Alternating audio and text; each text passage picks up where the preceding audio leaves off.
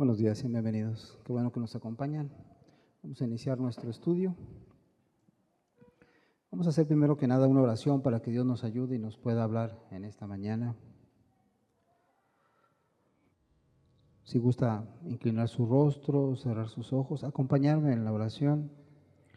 O si en lo personal tiene algo que pedirle, puede hacerlo ahí, en su lugar privado, en silencio, suplicarle a Dios su ayuda, su bendición, su gracia. Rogamos, Señor, de tu asistencia en este día.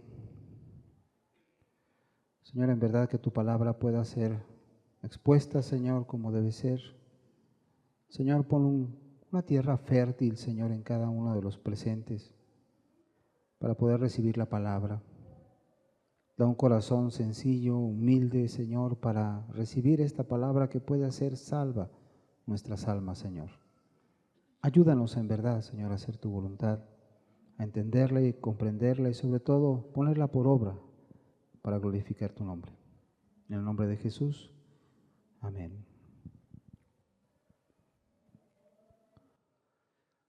El título del mensaje de este día es De las tinieblas a la luz. De las tinieblas a la luz. Y básicamente yo quisiera hoy enfatizar que para empezar todos los seres humanos necesitamos recorrer ese camino, ser llevados de la mano de Jesús, de entender que la condición del ser humano antes de la venida de Cristo a su vida, pues es una condición de tinieblas, es una condición de perdición, de muerte. Independientemente de quién sea la persona, todos, absolutamente todos, necesitamos entender que necesitamos proceder a un arrepentimiento. Y segundo, que todos necesitamos de la ayuda de Dios para esto. Es un mensaje en donde realmente vamos a requerir de mucha humildad, de mucha apertura de nuestros corazones para poder recibir esta palabra. Vamos a empezar leyendo un texto que se encuentra en Colosenses, en el capítulo 1, y vamos a leer versículos del 3 al 5 y del 9 al 14. Colosenses 1, versículo número 3. Es el apóstol Pablo que está hablando y dice lo siguiente: siempre orando por vosotros, por los colosenses, damos gracias a Dios, Padre de nuestro Señor Jesucristo, habiendo oído de vuestra fe en Cristo Jesús y del amor que tenéis a todos los santos, a causa de la esperanza que os está guardada en los cielos, de la cual ya habéis oído por la palabra verdadera del Evangelio.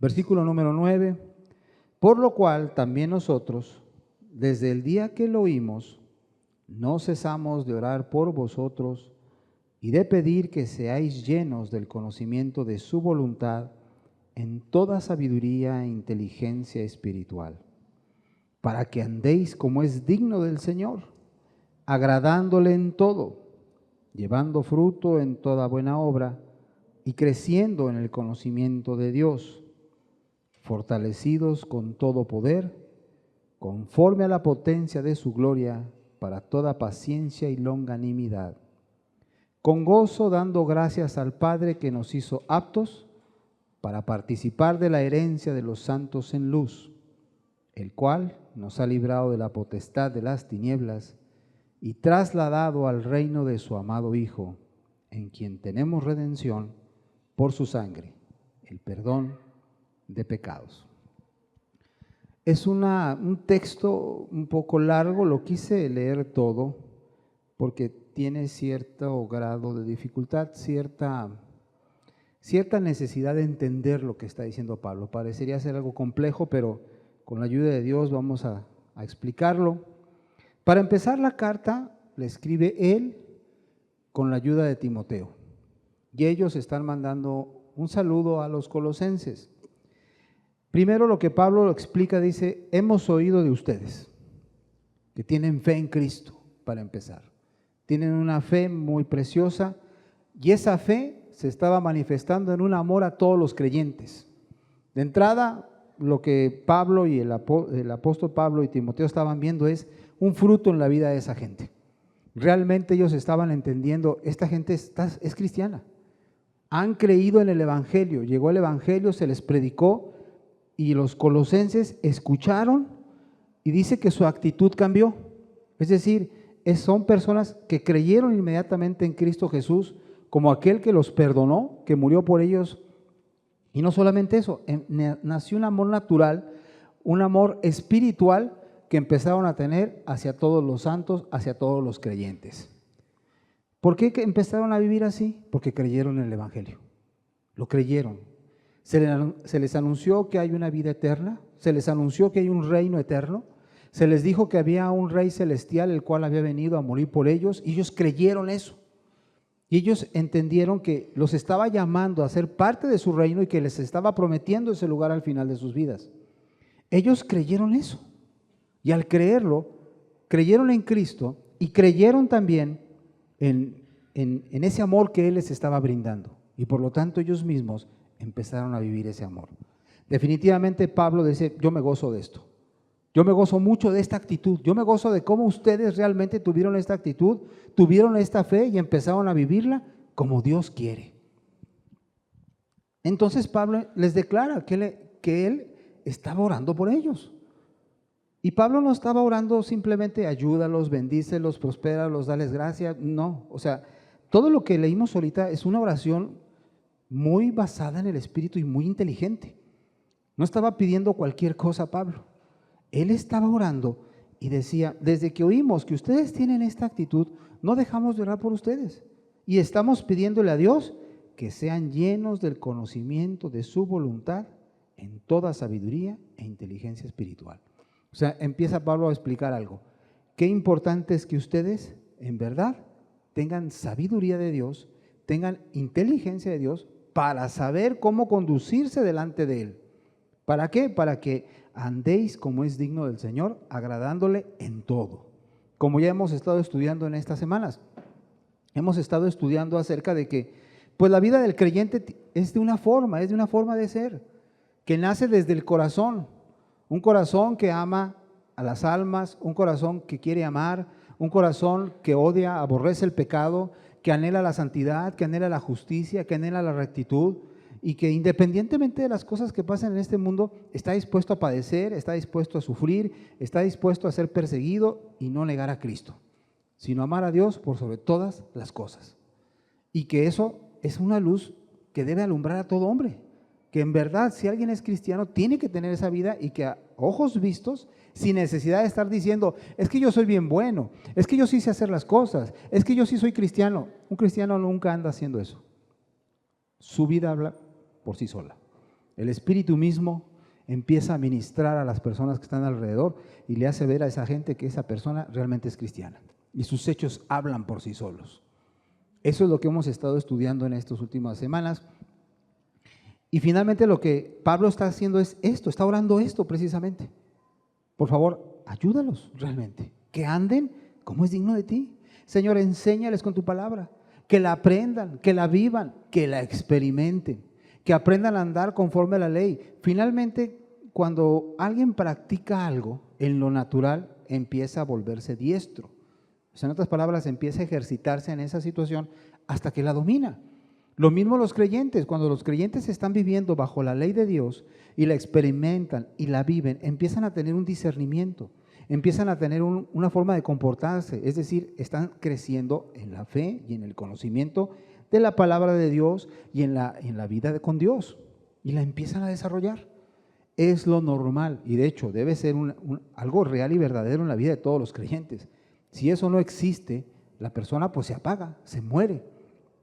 Un doctor que no se está actualizando constantemente, llega un momento en que sus conocimientos se vuelven obsoletos, porque la ciencia médica y todo tipo de ciencia va a pasos agigantados, se va desarrollando constantemente, y el que no estudia, el doctor que no se actualiza, se va quedando atrás, de tal manera que llega un momento en que puede recibir una consulta y no estar actualizado y no saber cómo resolver una situación.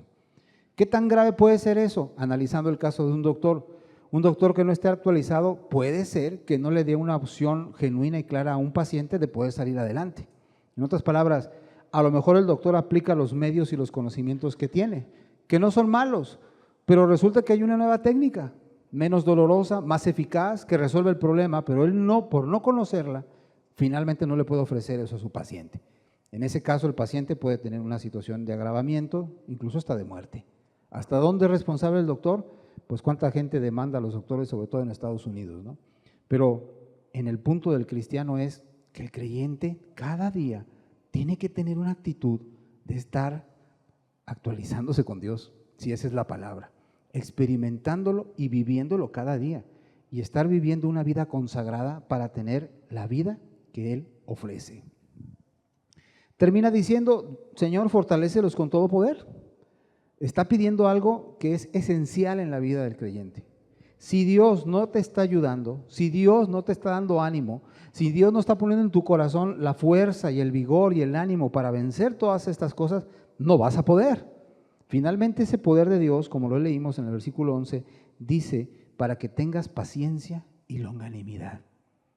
Que a pesar de las circunstancias tú perseveres haciendo lo que Dios te está diciendo y que seas longánimo, que no seas una persona que te desanimes fácilmente, sino que tengas realmente la fuerza de Dios para poder vencer todos los obstáculos. Termina diciendo que finalmente Dios nos ha llamado a ser aptos, y esa palabra aptos es dignos, de participar de la vida eterna, porque Él nos ha sacado de las tinieblas y nos ha llevado al reino de su Hijo. Finalmente eso es lo que Dios ha hecho. Evidentemente aquí Pablo le está hablando a los colosenses, está hablando a los santos que están en Colosas, a la gente que ya se arrepintió, a la gente que ya dejó sus pecados, a la gente que ya confió en Cristo. Dice, mira, todo esto por una razón, porque Él te sacó de las tinieblas y te llevó al reino de su Hijo, te llevó a la luz. En Jesús dice, en quien tenemos el perdón de nuestros pecados, la redención. Él pagó por tus pecados para que puedas tener esta vida. Porque a un pecador no se le puede ofrecer esta vida, esa es la realidad. A alguien que está en sus pecados, en sus delitos, está muerto, está ciego y está en tinieblas. Y no hay nada de esto para él. Todo esto es una petición para aquellos que ya están caminando. Ha sido sacado de la potestad de las tinieblas. Y yo quisiera hacer un alto aquí, y de hecho vamos a estudiar un poquito acerca de esto, de la potestad de las tinieblas. Y aquí sí yo quiero empezar a explicarle que debe ser muy sincero y muy abierto para con Dios, porque finalmente las tinieblas tienen que ver con la actitud de la gente y la actitud moral. Investigando qué son las tinieblas, quiere decir skotos en griego, que es sombra, oscuridad, tinieblas. Esa palabra tiene una base, tiene una raíz que significa, viene esquía y quiere decir tinieblas de error o presagio. O sea, en otras palabras, lo que te está queriendo dar a entender la palabra tinieblas está hablando acerca de falta de luz en lo moral, de falta de luz por causa de ignorancia, confusión, y por lo tanto, cuando habla de tinieblas, habla de pecados, habla del dominio de Satanás, habla de la corriente de este mundo, de la forma de cómo la gente se conduce por caminos de muerte, por caminos de mentira. Eso es lo que quiere decir las palabras tinieblas. En otras palabras, cuando alguien está en tinieblas, no conoce a Dios. Cuando alguien está en tinieblas, camina conforme a su criterio, camina conforme a lo que le dicta su corazón, que luego hay un proverbio que dice que el que confía en su corazón es necio, ¿sí? El que no confía en Jehová, sino que confía en su corazón es una persona necia, porque Dios sabe que las personas no tienen el conocimiento para sacar adelante sus vidas. Porque finalmente el único que puede darte una vida nueva, una vida recta, una vida santa y que te puede llevar al cielo es Dios y nadie más. Ninguno de nosotros por nuestras fuerzas podemos ir al cielo. Y cuando habla de tinieblas, evidentemente habla de pecado.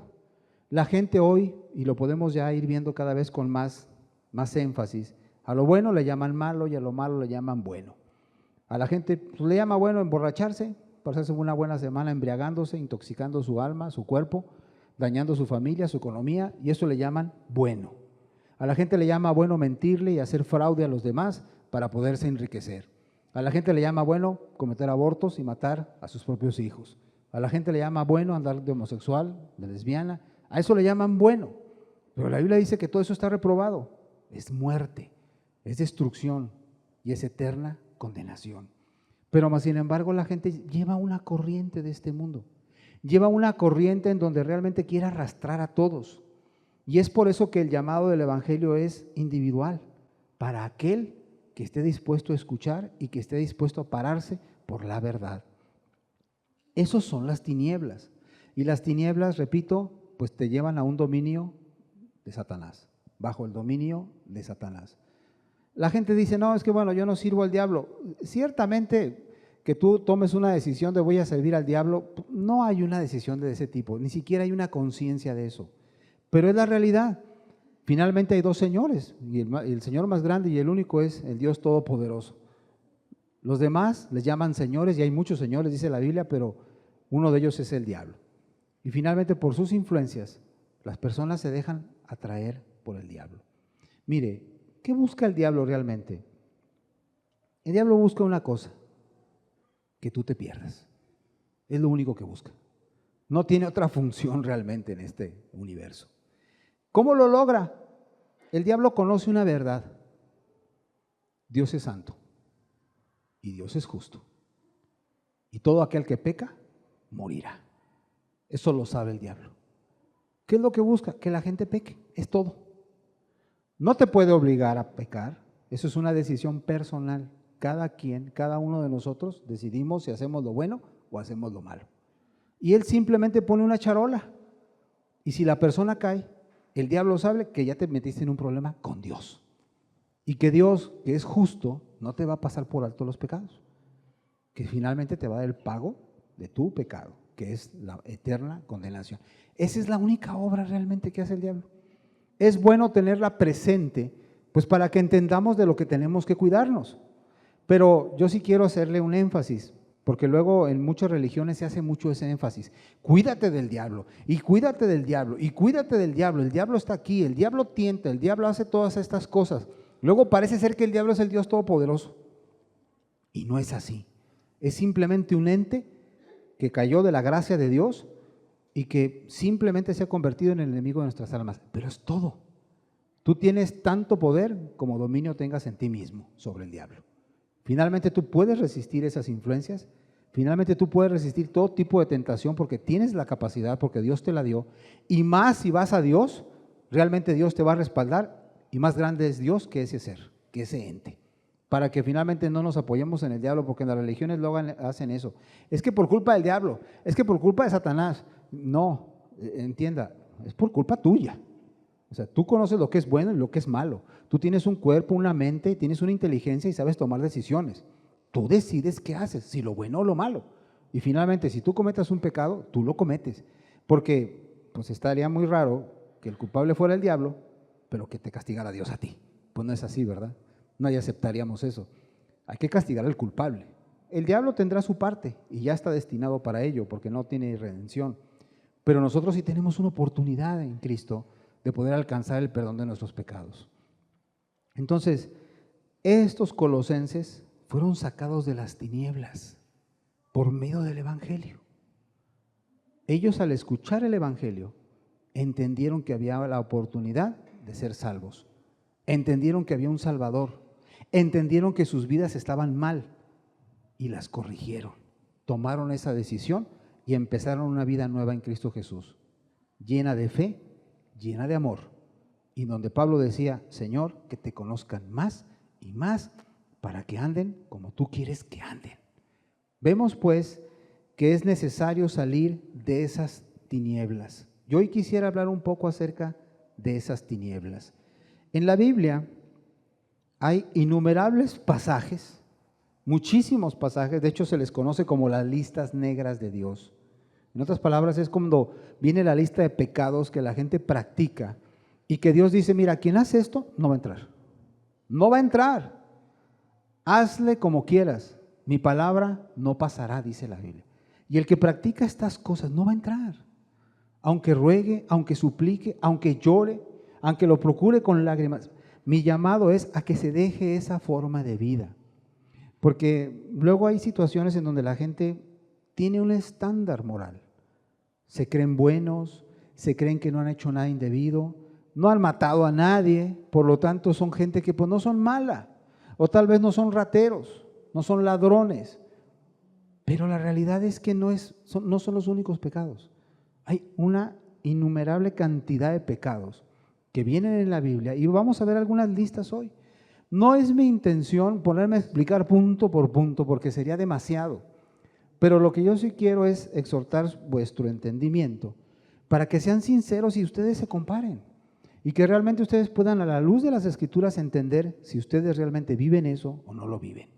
Y entienda que con uno solo que haya hecho, está perdido, está descalificado. Vamos a ver algunos, vamos a ver a Romanos en el capítulo número 1, para empezar a entender de lo que tiene que ser libre para poder estar en la presencia de Dios. Vamos a Romanos capítulo 1 a partir del versículo 28. Y como ellos no aprobaron tener en cuenta a Dios, Dios los entregó una mente reprobada para hacer cosas que no convienen. Vamos a empezar primero con este capítulo, el versículo 28. Mire, primer problema y problema muy grande. No aprobaron tener en cuenta a Dios. Aquí empieza todo el problema.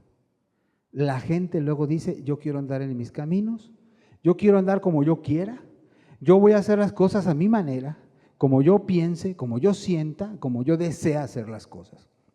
¿Usted puede hacer eso? Sí lo puede hacer. Y es su decisión. Y déjame decirle una cosa, Dios lo deja. Si usted decide hacer eso, Dios lo deja. Y puedo decir cosas tan horribles como decir, pues yo voy a andar matando gente. Dios te deja. Y puede morir mucha gente, ¿eh? Y luego por eso luego la gente se amarga con Dios. Y bueno, ¿y por qué Dios no para eso? Hay quien pregunta luego esas cosas. ¿Por qué Dios no detiene a esa gente? ¿Por qué Dios no detiene a los abortistas? ¿Por qué no detiene a...? Luego hay un punto que es medular, que no es el centro del estudio, pero es real.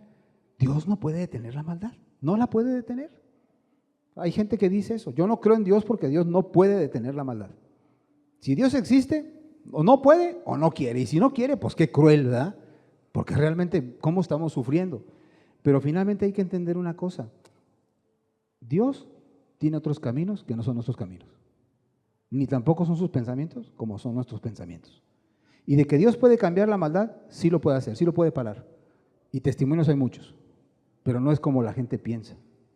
Porque cuánta gente cristiana verdadera que usted se conozca, pregúntele si Dios no ha quitado el pecado de su vida.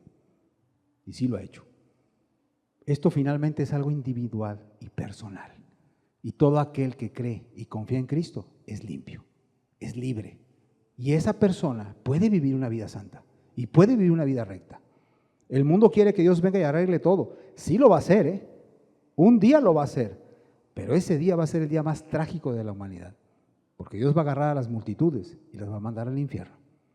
Y eso es lo que la gente quería. ¿Por qué la gente dice eso? Porque hay gente que se cree justa.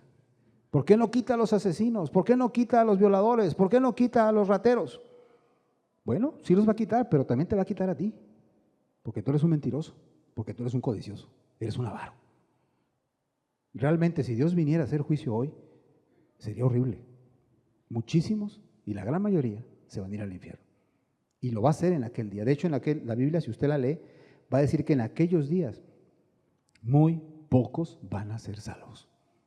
Pero muy pocos. De hecho, Dios va a venir a hacer juicio ya, porque ve que ya están exterminando a los santos. Así de ese tamaño.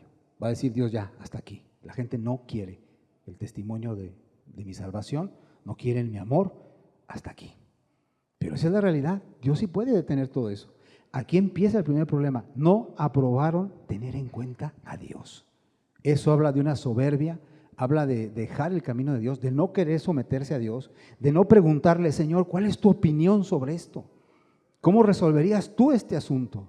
¿Cómo se debe resolver con justicia esto? No se le toma en cuenta. Y por lo tanto, la expresión, si gusta, póngalo otra vez, el versículo 28, dice que los entregó, ¿qué? A una mente reprobada. O sea, Dios los dejó. ¿Te gusta el lodo? Enlódate. ¿Te gusta la inmundicia, la porquería? Adelante, llénate. Es terrible eso, ¿eh? Es el Dios todopoderoso, el Dios de amor, es Jesucristo. ¿No me quieres valorar? ¿No me quieres dar mi lugar? ¿No quieres las palabras de vida y de amor que yo te ofrezco? ¿No quieres mi testimonio que yo morí por ti? ¿No quieres ese sacrificio? Está bien, adelante, vete a vivir tu vida. Vas a encontrar muerte, vas a encontrar basura, vas a encontrar estiércol, eso es lo que vas a encontrar. ¿Eso quieres? Adelante. Y la gente es entregada a una mente reprobada. Y hacen cosas que no sirven, que no les ayudan, que no les edifican, que les hace la vida más terrible y más pesada. ¿Qué cosas son estas? Versículo 29, estando atestados de toda injusticia. Fíjese que no dice poquito, está llena la persona de pecados y de maldad. No es cualquier cosa, no es un detallito en la vida de la persona. Dios los ve a reventar de pecados, así como cuando usted ve un costal de papas que luego lo amarran a presión ahí donde los empacan y están así a punto de reventarse. Así se ve el pecador delante de Dios, atestados de toda injusticia. O sea, es gente que no es recta, que no es santa, que no ve por lo equitativo, que no ve por lo que es el mayor bien de todos, sino están centrados en sí mismos y nada más viven para sí mismos. Fornicación, perversidad, avaricia, maldad, llenos de envidia, homicidios, contiendas, engaños y malignidades, murmuradores, detractores, aborrecedores de Dios, injuriosos, soberbios, altivos, inventores de males, desobedientes a los padres, necios, desleales, sin afecto natural, implacables, sin misericordia, quienes habiendo entendido el juicio de Dios, que los que practican tales cosas son dignos de muerte, no solo las hacen, sino que también se complacen con los que las practican. Estas son las palabras, es el apóstol Pablo describiendo realmente cómo es la gente. La gente sin Dios así es. Desleales, traidores, no son leales ni siquiera al pacto matrimonial, con la mujer o con el varón que se comprometieron. Ahí andan traicionando porque la otra joven se ve más guapa, más bella, más joven, más fresca, más saludable, y su esposa ya está viejita, ya no es tan atractiva, ya engordó, pues la dejan. Son desleales, no saben ser fieles, no saben respetar su palabra, no saben realmente cumplir un pacto, un compromiso. Desde ahí ya hay un problema con Dios, porque Dios, aunque hemos sido pecadores mucho tiempo en nuestra vida, no nos ha abandonado, nos ha buscado y hasta la vida dio para salvarnos. Y a pesar de que muchos vivían terriblemente, y del mismo lodazal lo sacó. Esas son actitudes. Por eso yo quiero que usted sea muy sincero, porque cuando hablo de pecados, ay sí, los narcos, ay sí, los homosexuales, sí, esa gente. No, señores, son todos los seres humanos, mentirosos, llenos de envidia, no pueden ver el bien de otro, que a otro le vaya bien, les molesta. ¿Por qué él sí, yo no? ¿Por qué él sí tiene buena ropa y yo no? ¿Por qué él sí tiene una buena casa y yo no? ¿Por qué él sí tiene un buen carro y yo no? ¿Sabe por qué? Porque usted es un egoísta.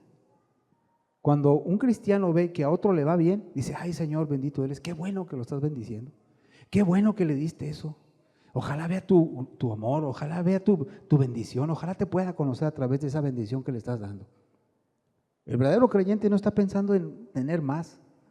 Al contrario, si la gente tiene más, le da gracias a Dios y los lleva y los invita a que sean agradecidos con Jesús.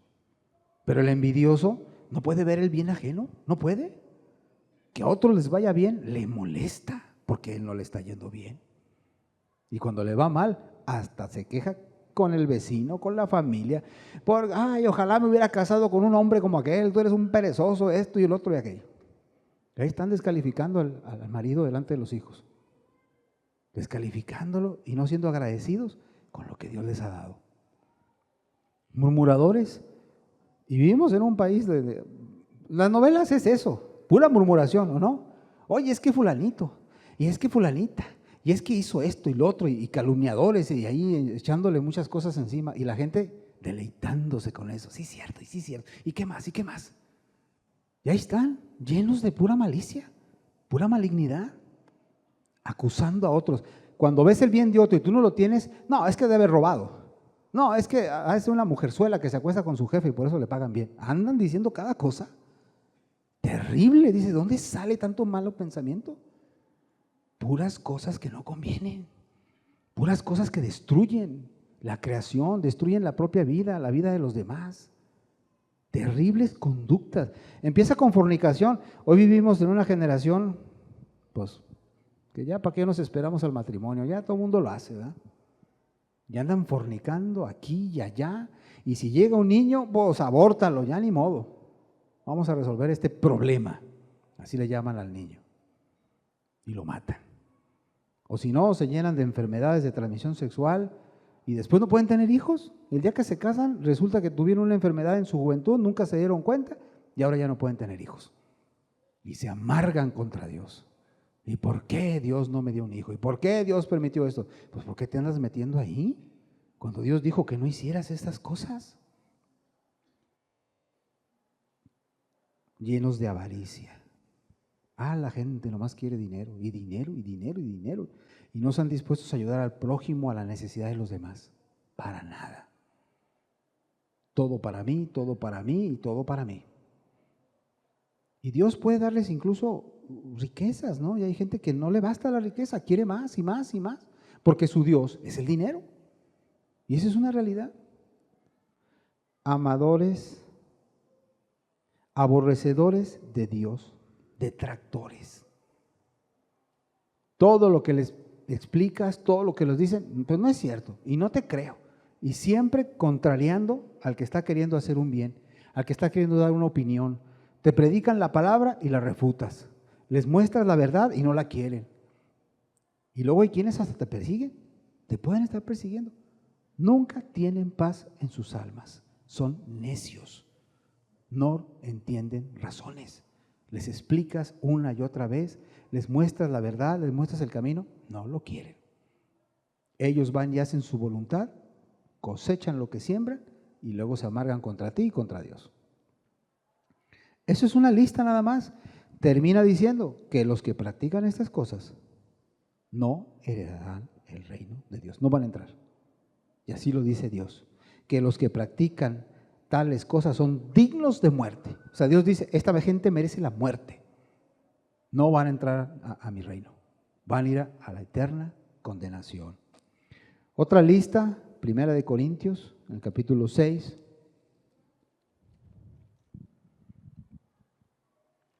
En el versículo número 9. Y vamos a leer hasta el 11. ¿No sabéis que los injustos no heredarán el reino de Dios? No erréis, ni los fornicarios, ni los idólatras, ni los adúlteros, ni los afeminados, ni los que se echan con varones, ni los ladrones, ni los avaros, ni los borrachos, ni los maldicientes, ni los estafadores heredarán el reino de Dios. Y esto erais algunos, mas ya habéis sido lavados, ya habéis sido santificados, ya habéis sido justificados en el nombre del Señor Jesús y por el Espíritu de nuestro Dios. Quise leer los 3 versículos porque al final quiero hablar de esto, del versículo 11, que no importa lo que usted haya vivido.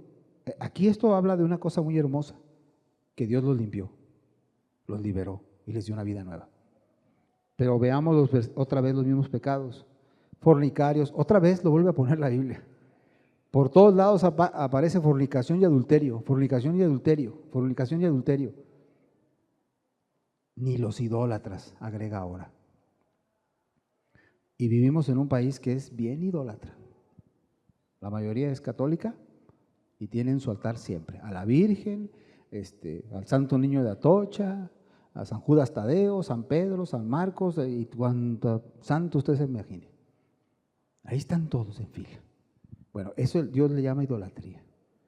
Porque esas estatuas tendrán ojos pero no ven, tendrán bocas pero no hablan, tendrán oídos pero no oyen. El Dios único y verdadero es Jesucristo y nada más. Y el poner la confianza en esas cosas que son inanimadas, Dios lo considera pecado.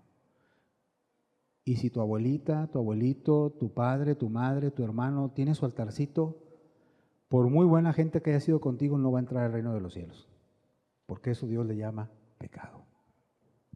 Eso incluye el dinero, la idolatría incluye el dinero, porque el dinero se vuelve como una especie de ídolo, en donde la gente pone su confianza en el dinero. Tiene dinero, tiene paz.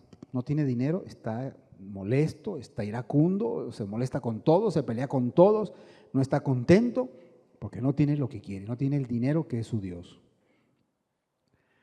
Aquí habla de la homosexualidad, habla también del lesbianismo, ahí se incluye, habla de los afeminados, habla también de personas que tienen modos contrarios a su carácter sexual.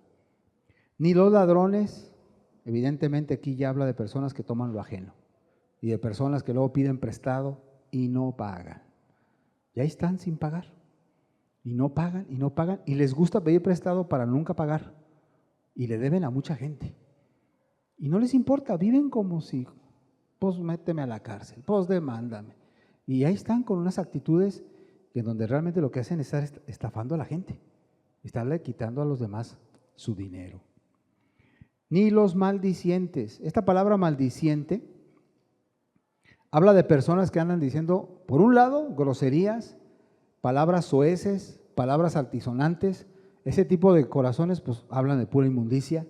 Y también la maledicencia tiene que hablar con andar hablando mal de la gente, andar hablando mal de un tercero que está ausente. Cuando estás difamando, cuando estás calumniando, cuando estás murmurando de alguien porque te cae mal, punto. Y yo quiero enlodarlo y quiero que la gente vea que este es un perverso. Y empiezas a hablar y hasta inventas cosas de la gente. Son actitudes, como dice ahí, que estas personas no van a heredar el reino de Dios. No van a entrar. Estamos entendiendo que Dios quiere un cambio total en la vida de las personas. Un cambio radical. Al final del estudio veremos ese punto, el versículo 11, ¿no? Que estos eran algunos. Es impresionante cuán hermoso es eso, que aún Dios sacó a homosexuales de su camino y se los llevó al reino. Les pudo cambiar su condición y pudo darles una vida nueva. Para aquellos que dicen que eso es imposible, que así se nace, es mentira. Nadie nace así. Eso realmente es algo que la gente, es una elección, cada quien elige eso. Y por lo tanto, cuando Dios dice que eso lo va a reprobar, esa elección está mal, los va a llevar al infierno. Otra lista, Gálatas 5. Esto ya habla del corazón, habla de la amargura. Gálatas capítulo 5, en el versículo del 19 al 21. Una lista más, perdón. Y manifiestas son las obras de la carne, que son adulterio, fornicación, inmundicia, lascivia, idolatría, hechicerías, enemistades, pleitos, celos, iras, contiendas, disensiones, herejías, envidias, homicidios, borracheras, orgías y cosas semejantes a estas, acerca de las cuales os amonesto, como ya os lo he dicho antes, que los que practican tales cosas no heredarán el reino de Dios. Muy contundente y muy categórico Dios. No van a entrar, punto. Aquí volvemos a leer varias que ya hemos venido diciendo. La inmundicia tiene que ver con deleitarse con pecados ajenos, como por ejemplo la pornografía. La gente pues compra una revista pornográfica o videos o películas. Eso es inmundicia. Están viendo pecados de otros y se están deleitando en eso. La lascivia son pasiones desmedidas. Es decir, todos, por ejemplo, tenemos la necesidad de comer. Y está bien, todos podemos comer. Pero hay gente que tiene lascivia que ya se convierte en glotonería. Ya nomás estás come y ya no comes por una necesidad, sino simplemente por el deseo de comer. Y realmente eres una persona que no tienes un control en tus alimentos y empiezas a exagerar en la comida. Otra cosa es comer mal. Lamentablemente luego hay gente que no puede tener la economía para comer bien y pues puros carbohidratos toda la vida termina engordando. Pero eso no quiere decir que sea una persona lascivia, que esté en lascivia o en glotonería. La glotonería es cuando tú no controlas tus apetitos. O bien, puede ser una persona que todos tenemos la necesidad de dormir y somos personas que necesitamos descansar. Pero cuando ya no quieres salir de la cama a cumplir con tus deberes, pues ahí ya estás en una lascivia de pereza. O sea, es un flojo que ya le das rienda suelta al cuerpo y quieres dormir y de estar descansando y no levantarte y no cumplir con tus deberes. A eso se refiere la lascivia. Pasiones fuera de control, desmedidas. Aquí se agrega otra, hechicería. Evidentemente que cuando oyes de hechicería, pues no sé, piensas en el chamán de allá de Catemaco. Toda esa gente evidentemente está en pecado y va rumbo al infierno. Pero la hechicería tiene una base: buscar la manera de que los demás hagan lo que tú quieres. Esa es la base de la hechicería. Manipular, incitar, presionar para que otro haga lo que tú quieres. Pues como no me compras el vestido que quieres, te niego el deber conyugal, por ejemplo. Y la mujer se niega. Eso es una manera de estar manipulando al hombre. Le quita el deber conyugal y lo empieza a atormentar. Empieza a hacer de una manera muy majadera con él. O por favor, mujer, haz esto, y pone la mala cara, ¿verdad? O sea, le deja ver que está en desacuerdo. Ahí va y lo hace, pero de mala gana. O sea, eso es una manera de manipular a la gente. Dios lo cataloga como hasta hechicería eso, porque realmente es una actitud rebelde, una actitud insujeta, una actitud de contraponer y de, no, yo quiero hacer lo que quiero hacer. Tú estás más grande y estás más fuerte, pero pues yo te niego. Y no pierdo la oportunidad de mostrar mi desacuerdo y mi desencanto y mi repudio a lo que estás pidiendo. Y muchas cosas son justas y son buenas. Esa es la actitud en donde cae la hechicería. Y empieza a tomar otros tipos de pecados, enemistades, que tú tengas, que alguien te caiga mal, que alguien te caiga gordo, como decimos en nuestro país, pues traes un problema en tu corazón. Que tú puedas decir que yo no puedo ver a esa gente, ojalá se muera. Pues traes un problema en tu corazón, traes un odio contra alguien. Y Dios a eso lo cataloga como homicidio.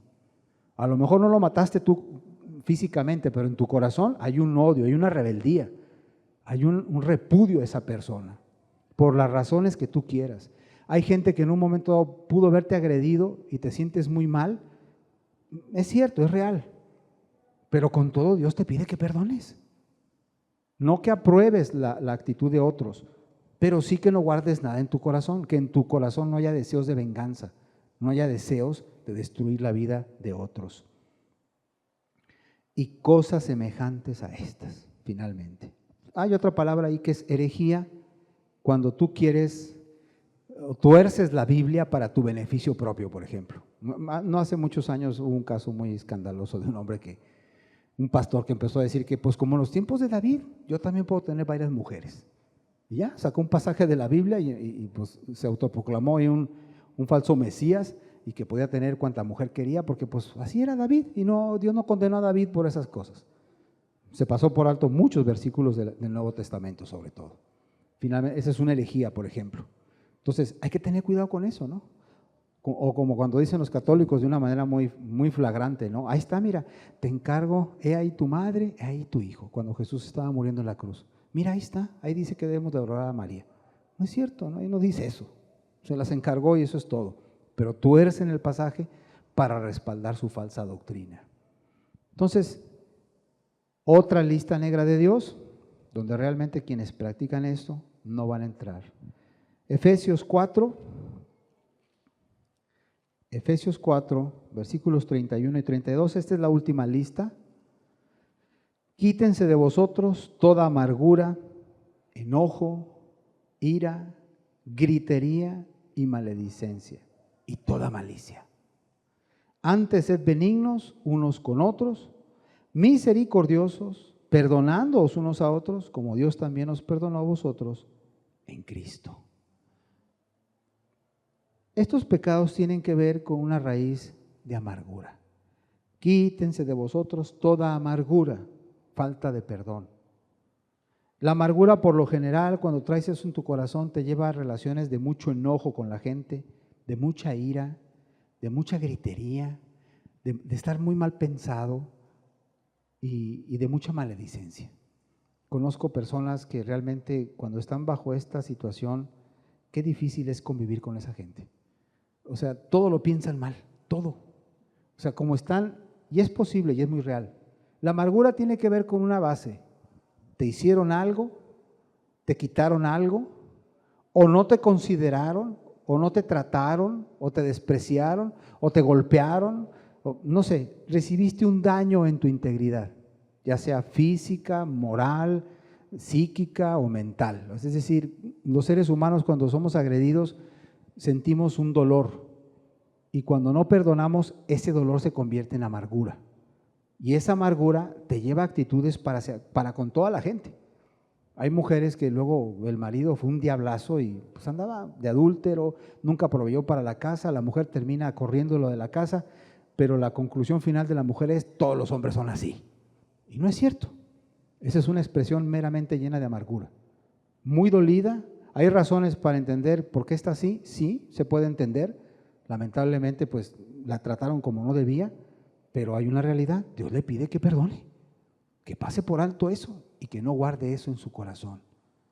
Y la gente no lo hace, está amargada, amargada y amargada. Y así se puede ir toda la vida y se puede morir la persona que la agredió y ella sigue con su amargura de por vida y se muere y así se va al infierno. Tiene que perdonar, tiene que pasar por alto esas cosas. Y el perdonar no quiere decir que es que pues, me vienen los recuerdos, pastor, yo no me puedo olvidar eso. Pues no, es que nunca te vas a olvidar. No esperes que se te olvide, eso ahí va a estar en la mente toda tu vida. El punto es que cuando venga, no te estés deleitando en eso, ojalá se muera. Y ojalá, y estás pensando cómo le vas a causar daño, ¿no? Y lo que le vas a decir, y lo que le vas a quitar, y cómo lo vas a golpear, y cómo lo vas a despreciar. ¿Por qué está así la persona? ¿Por qué? Pues porque le duele lo que le hizo y quiere una venganza.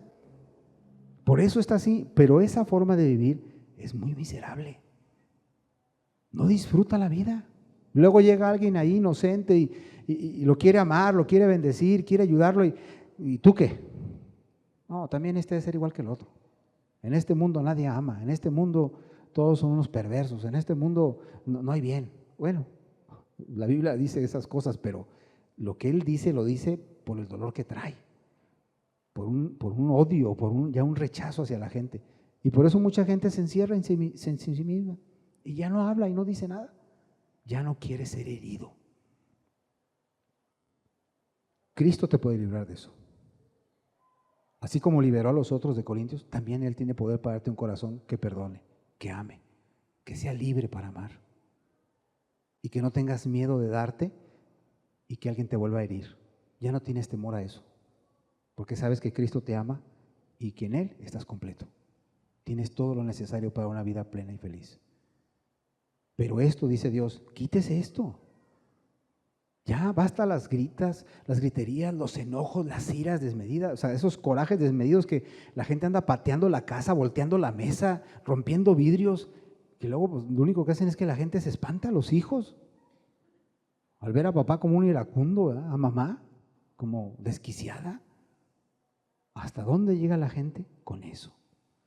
Y un corazón amargado, repito, de todo mundo piensa mal, de todo mundo.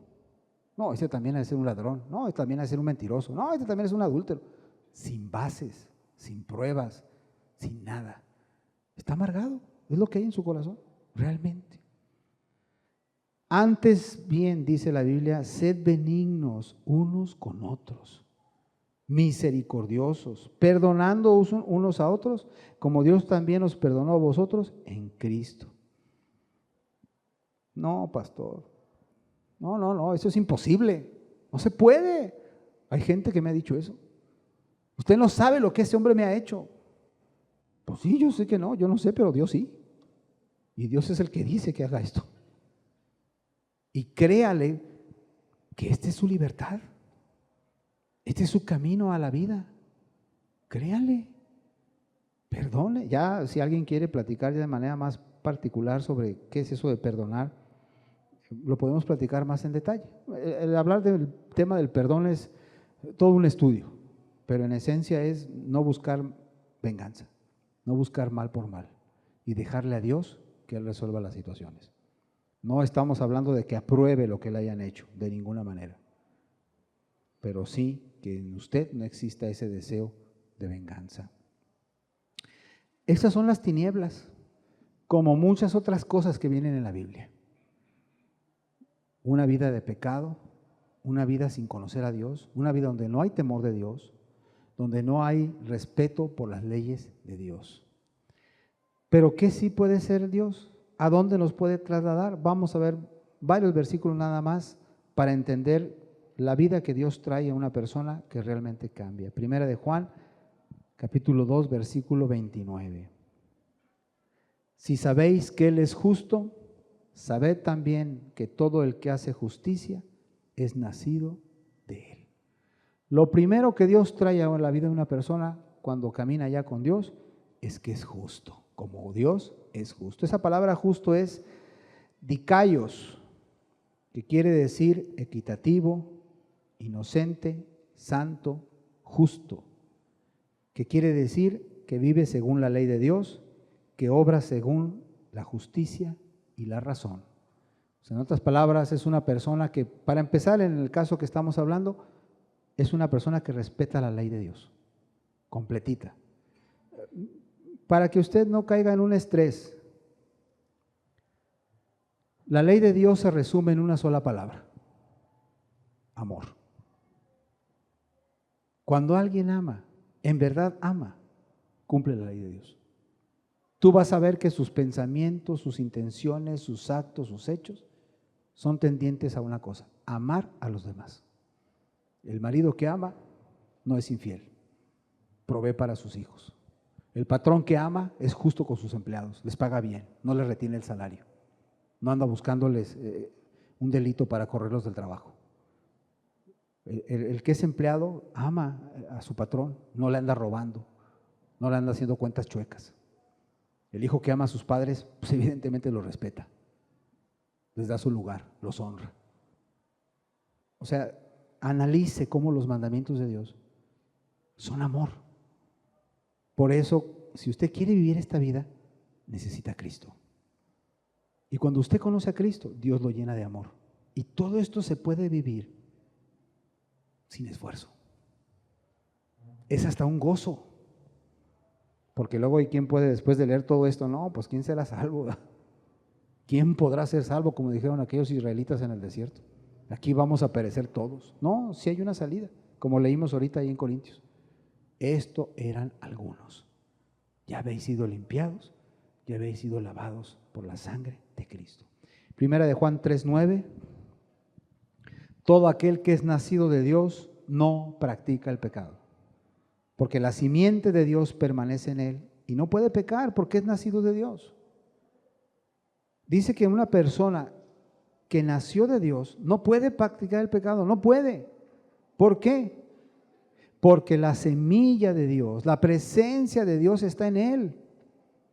Por eso, esa es la razón de que un cristiano no peca. No por sus fuerzas, por su capacidad, por su inteligencia, por su sabiduría. No, es porque conoce a Dios, Dios está con él. Por eso no peca. Ya está, como que luego le sale una fuerza. No, yo no puedo pecar. Y le proponen ver algo indebido. No, no lo puedo ver. Solito le nace, le brota. Porque es Dios el que está ahí, dando esa vida. Eso es lo más maravilloso de todo, que en este nuevo pacto Dios está contigo para ayudarte, para bendecirte. Primera de Juan 5, versículos 4 y 5. Porque todo lo que es nacido de Dios vence al mundo. Y esta es la victoria que ha vencido el mundo, nuestra fe. ¿Quién es el que vence al mundo? Sino el que cree que Jesús es el Hijo de Dios. O sea, qué palabras, ¿no? Todo lo que es nacido del mundo vence, todo lo que es nacido de Dios vence al mundo. Vence la corriente de este mundo, vence las tentaciones, vence la moda, vence las atracciones, vence todo lo que el mundo ofrece. ¿Por medio de qué? De la fe en Cristo, de la fe en su amor, en su poder. Analice la vida de Jesús. ¿Cuándo Jesús fue derrotado? Nunca. Vivió con sencillez. Era pobre, esa es la realidad. Él fue al extremo. Dijo, yo no tengo dónde recostar mi cabeza. Era real, era literal. Yo no tengo de veras dónde dormir, o sea, ponerme una cobija, algo. Pero nunca le faltó nada. Alguien necesitaba comida, le daba de comer. Alguien necesitaba sanidad, lo sanaba. Esa era la vida de Cristo. Era una vida abundante. Hablaba con alguien y los que tenían el corazón se derretían. ¿Cómo sabe letras sin haber ido a la escuela?, le dijeron sus enemigos. ¿Cómo es que este hombre sabe letras sin haber ido a la escuela? Pues el que es de Dios entenderá si mi doctrina es de Dios o no. Eran palabras del Espíritu, era la palabra de Dios. Y Cristo no era un perezoso, 30 años fue carpintero. Y trabajó como debe trabajar un carpintero. Se dedicó a servir y a hacer bien las cosas. Pero los últimos 3 años se dedicó a predicar, a extender el reino de los cielos. Hizo prodigios y maravillas que hasta nuestra fecha siguen maravillando. Y era una vida muy sencilla. Lo calumniaron y eres un hijo del diablo y tú eres un hijo de fornicación y cuánta cosa le dijeron y él jamás se amargó.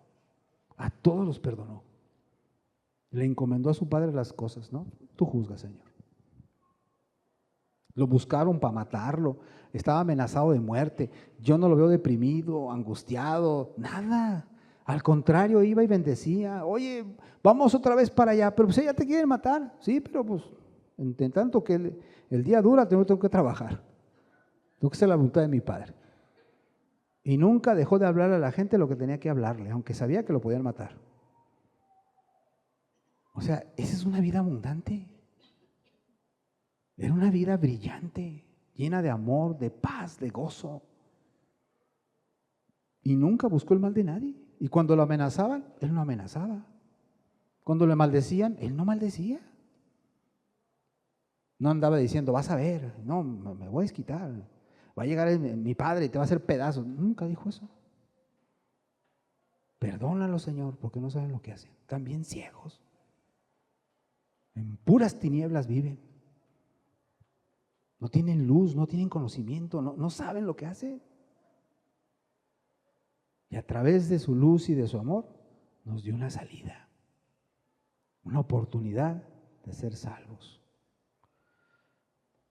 Terminamos con una promesa, ahí mismo en 1 de Juan, capítulo 5, versículos 18 al 20.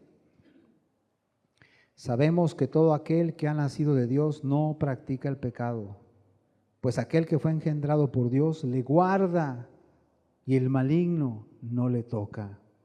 Sabemos que somos de Dios y el mundo entero está bajo el maligno, pero sabemos que el Hijo de Dios ha venido y nos ha dado entendimiento para conocer al que es verdadero y estamos en el verdadero, en su Hijo Jesucristo. Este es el verdadero Dios y la vida eterna. Para empezar, termina diciendo, todo aquel que es nacido de Dios no practica el pecado. Pues aquel que fue engendrado por Dios, le guarda y el maligno no le toca. Habíamos hablado del diablo. Si usted es hijo de Dios, mire, el diablo no puede hacer nada contra usted. Hace años me tocó el testimonio de un hermano, ese hermano creo que era cubano, si no mal recuerdo. Y ahí en la zona donde él vive hay mucha hechicería. Y dice, hay muchos chamanes ahí. Y entonces él incluso estaba haciendo una obra de evangelismo y ayudando a huérfanos allá en su casa. Y un día llegó el chamán del pueblo, ahí llegó y le tocó la puerta y ya abrió el hermano y lo vio. Dijo, pues nomás de verlo se espanta uno. Pero le dijo, oye, pues ¿a qué guerrero le oras tú? ¿Cómo que qué guerrero? Pues sí, ¿a qué Dios? Pues al Dios del cielo y de la tierra, le dijo. Dice, pues me he pasado haciendo hechicerías contigo, no puedo. Nada funciona contigo. ¿Quién es tu Dios? Y el hermano se quedó así espantado. Dijo, o sea, es que este hombre me estaba buscando hacer mal desde quién sabe cuándo, yo ni cuenta me había dado, pero Dios me ha guardado. Y era un hombre que ahí practicaba la hechicería, la brujería, el satanismo, cuánta cosa. Pero no había podido hacerle nada al hermano. Ya que él ya se cansó, dijo, no puede ser. Todos mis trucos, poderes y nada han servido contra este hombre. Y ya él le pudo compartir algo ahí. Ojalá que el hombre haya entendido que finalmente solamente hay un Dios y es el Todopoderoso. Aquel que es de Dios, Dios le guarda. Mire, ¿Cuántos aquí pueden ser padres y hasta malos padres? Y con todo cuidan a sus hijos. Ahora, si Dios te adopta como hijo, no te guardará. El que es todo amor, el que es todo fidelidad, el que es todo benignidad y misericordia. ¿Cuánto más el Padre Celestial guardará a aquellos que en verdad vienen a ser sus hijos? Pues claro que los va a guardar. Y si les toca pasar por situaciones difíciles, pues bueno, es para su bien. Es para que crezcan en su gracia y en su fe y en su amor. Sabemos que somos de Dios, así dice el apóstol, y el mundo entero está bajo el maligno. Lleves esas palabras. Todo lo que está allá afuera está bajo el maligno. Y bueno, por favor, no, es que todo acá afuera es del diablo. No, espéreme, o sea, no está diciendo eso. Hay una influencia. No quiere decir que el tendero, que el del metro es del diablo, o sea, no está diciendo eso, o sea, para que llegue diciéndoles que usted es del diablo. Tampoco haga eso, porque la gente lo va a odiar y lo van a menospreciar. Luego hay mucho religioso así. No, simplemente entender que la gente está en tinieblas, no ve las cosas. La gente está caminando y no entiende su condición ante Dios, no lo conocen, ese es el problema realmente. Y la influencia y la estructura de cómo se hacen todas las cosas, pues no lleva al cielo, lleva al infierno. ¿Trabajar está mal? No, la verdad es que no. Pero luego la gente la tienen esclavizada y por estar esclavizada no puede buscar a Dios. Y es una oposición para que se salven. Y las cosas cada vez están más caras y el trabajo es cada vez más demandante. ¿Cuándo tendrán tiempo para buscar a Dios? Eso es a lo que se refiere. Es Faraón allá afuera trabajando con toda la gente para matarla y destruirla. Pero no que la gente sea el diablo. No es eso. No llegue con su suegro y usted es del diablo. Me dijeron hoy en la mañana. No es cierto, o sea, finalmente todos y cada uno somos seres humanos que estamos buscando la salvación y la necesitamos. Y eso es lo que Dios quiere. Hoy nos ofrece esa esperanza de salir de estas tinieblas para ir al encuentro con Cristo.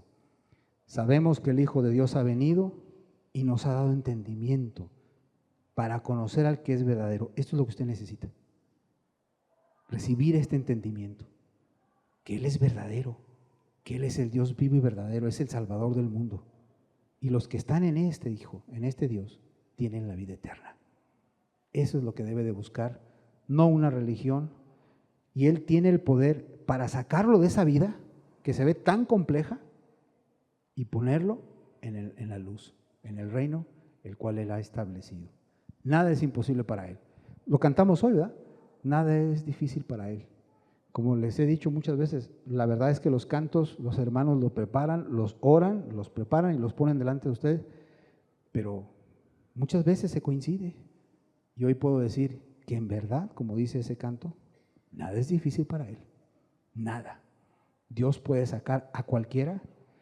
Vamos, conozco testimonios de narcos que Dios los sacó de ahí. Los sacó. Y decían, es que si yo me salgo me muero. A ver qué dice Dios. Y están vivos.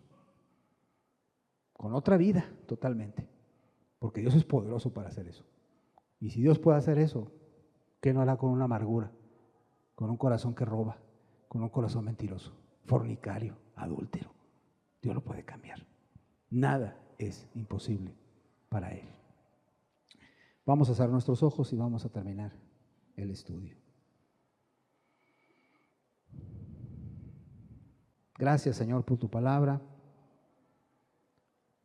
Señor, pues hoy mostraste un poco, Señor, lo que son las tinieblas, la vida en ignorancia, Señor, en desconocimiento de ti, Señor. Una vida que tal vez se conduce por el qué comer, el qué beber y el qué vestir, Señor.